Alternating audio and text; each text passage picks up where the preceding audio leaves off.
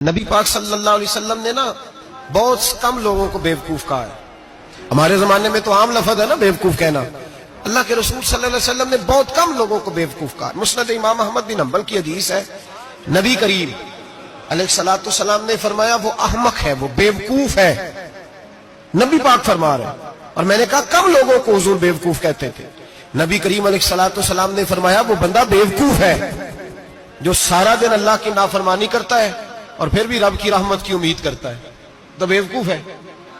صبح سے شام تک لگا ہوا ہے، میں نے نہیں اللہ ماننی، میں نے نہیں تیری ماننی، معاذ اللہ میں نے نہیں ماننی۔ شام ہوتی ہے تو کہتا ہے اللہ بڑا مہربان ہے، بخش دے گا، تو بیوقوف ہے۔ تو بتانا کیا مجبوری تھی نماز نہ پڑھنے کی؟ کس نے تجھے گن پوائنٹ پہ کہا تھا حرام کھانے کو؟ وہ فلاں آدمی کی تو نے غیبت کی تو تیرا اس میں کیا فائدہ تھا؟ یہ جو تو نے صرف 10 بندوں کو ہنسانے کے لیے جھوٹا لطیفہ سنایا، اس میں تیرا کیا نفع تھا؟ تو صبح سے شام تک نافرمانی کرتا ہے، شام کو کہتا ہے اللہ کریم ہے معاف کر دے گا، اللہ مہربان ہے معاف کر دے گا۔ استاد مہربان ہوتا ہے کہ نہیں؟ فیل کیوں کرتا ہے امتحان میں؟ بولے استاد باپ ہوتا ہے نا، اس کا دل کرتا ہے شاگرد فیل ہو جائے، تو کیوں کرتا ہے؟ لیکن شاگرد نے زیادتی کی، اس نے پڑھا نہیں۔ بڑی پیاری مثال ملا رومی لکھتے ہیں، کہتے ہیں میرے گاؤں کی ایک بی بی تھی، اس بی بی نے ایک بچڑا پالا ہوا تھا۔ دیہاتوں میں نا بوڑھی مائیں بچڑے کو پیڑا دیتی تھی اور نام بھی رکھ لیتی تھی، کسی نے مٹھو نام رکھا ہوتا تھا، کسی نے کوئی نام۔ کہتے ہیں ماں نے بچڑا رکھا ہوا تھا، اماں اس کو آواز دیتی تو بچڑا دوڑا آتا، اماں اس کو پیڑا کھلاتی۔ بچڑا بڑا پیارا تھا، جوان ہو گیا۔ اماں اس لیے بچڑا پال رہی تھی کہ جب بچڑا بڑا ہو جائے گا تو ہل کے اندر بچے اسے لگائیں گے، کھیتی میں ہل چلائیں گے۔ بچڑا بڑا ہو گیا، اماں کے بیٹے کہنے لگے اماں لا تو نے بڑا کھلا پلا لیا، اس سے کوئی کام لیتے ہیں۔ ہل کے آگے لگایا تو کہنے لگا میں نے تو نہیں چلنا۔ اماں کے پاس آئے، کہنے لگے یہ نہیں چلتا۔ اماں کہنے لگی چلو ٹائم دو تھوڑا، سمجھ جائے گا۔ پھر موقع دیا، پھر آئے، کہا اماں تو ہم نے اس کے ناک میں نکیل بھی ڈال دی ہے لیکن اب بھی یہ ہل میں چلنے کو تیار ہے۔ ملا رومی رحمت اللہ علیہ فرماتے ہیں پھر کہا اماں سے، اماں کہنے لگی چلو تھوڑا ٹائم اور دے دو، سیانا ہو جائے گا۔ تھوڑا ٹائم اور دیا، ڈنڈے بھی مارے لیکن وہ سیانا ہونے کو تیار ہے۔ اب اماں کے پاس آئے تو اماں مجبور ہو گئی، دل نہیں کرتا تھا۔ کہنے لگی جاؤ پھر کسائی کے ہاتھ بیچ ڈالو۔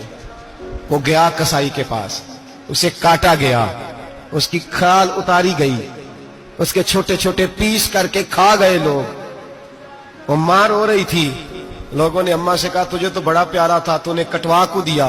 تو اماں کہنے لگی پیارا تو بڑا تھا پر مانتا نہیں تھا، پیارا بڑا تھا، کاش بات مانتا، مقصد پورا کرتا تو کبھی بھی کاٹا۔ بھائی رب کریم نہیں چاہتا بندہ دوزخ میں جلے، اللہ کی رحمت نہیں چاہتی جہنم میں جلے، پر بندہ مانتا ہی نہیں، یہ تیار ہی نہیں ہوتا، یہ سویا ہوا ہے سویرے۔ اب رب کی رحمت تو نہیں چاہتی کہ بندہ جہنم میں جائے، وہ تو مہربان ہے، لیکن رب کریم کا قانون کا تقاضا یہ ہے کہ جو احکام پورے نہیں کرے گا اسے پھر دوزخ میں ڈالا جائے گا۔ تو ہمارے بزرگ فرمایا کرتے تھے اصل بات یہ ہے کہ اللہ نہیں مسلمان کو دوزخ میں ڈالنا چاہتا، مسلمان اپنی مرضی سے چھلانگے لگا رہا ہے، یہ خود چھلانگے لگاتا ہے، یہ باز نہیں آتا۔ آپ یقین کریں، تجربے کی بات عرض کرتا ہوں، ہمارے بہت سارے گناہ ایسے ہیں جن گناہوں کا ہماری دنیا داری کو بھی کوئی فائدہ نہیں۔ میرے حبیب کریم علیہ السلام نے مسلمان کو کہا ہے کہ تیرا رب تو چاہتا ہے کہ بس تو آ جا، وہ تجھ پہ رحمت نازل کر دے گا۔ آنا تو شرط ہے کہ نہیں؟ آنا تو شرط ہے کہ نہیں؟ اچھا چلیں یہ بتائیں، جو آدمی 1 سے لے کر 31 تاریخ تک ڈیوٹی کرے اس کو تنخواہ لینے جانا پڑتا ہے کہ تنخواہ گھر آ جاتی ہے؟ بول کے بتائیں۔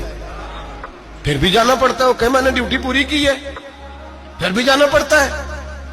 ڈیوٹی پوری کرنے کے باوجود تجھے تنخواہ لینے، اور ہو سکتا ہے کہ یہ بھی کہا جائے ابھی آئی نہیں کل آنا، ہو سکتا ہے یہ بھی کہا جائے پرسوں آنا، یہ بھی ممکن نہیں کہ فوراً او خدا کے بندے تو آتا ہی نہیں خدا کی رحمت لینے، تو اس کے گھر کی طرف رجوع ہی نہیں کرتا، تو توجہ ہی نہیں کرتا، تو کہتا اللہ مہربان ہے۔ بھائی مہربان تو ہے، تو رحمت لینے آیا ہے، تو نے کو بہانہ بنایا اس کی رحمت کا؟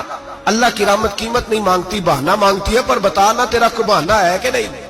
میرے نبی کریم سید عالم صلی اللہ تعالی علیہ وسلم نے فرمایا رب قیمت کا سوال اور نہیں مانگتا، یقین کریں نہیں مانگ، بندے قیمت مانگتے ہیں۔